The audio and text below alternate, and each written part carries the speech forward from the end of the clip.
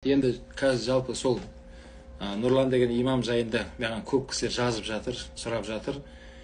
Енді жалпы ол жайында өткенде Сансыбай деген ұстазымыз жалпы айтқан болатын. Уағызшы бар, пәтуа беруші бар.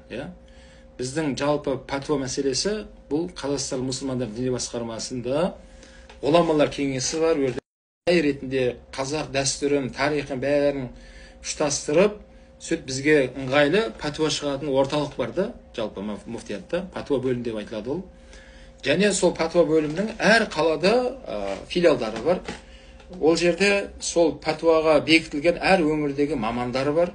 Жеке өздерінің чаттары бар, олар байланысып сол пәтуаны талқылап отырады.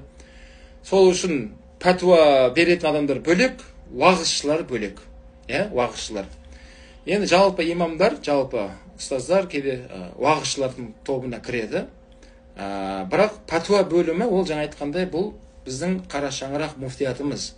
Сол муфтиятты пәтуа бөліміндегі мамандар берген пәтуаға тоқтауымыз керек. Бірақ жаңағыдай анау бүйтіп айтты, мынау бүйтіп айтты деп әркімнің айтқанына осылай жүретін болса, онда ортада көптеген түсінбеушіліктер шығады. Сол үшін Нұрлан имамды мен көрсем ол кісіге айтам, көптеген сондай жіберген қателіктер мен өзім көріп тұрмын, жалпы пәтуа мәселесінде.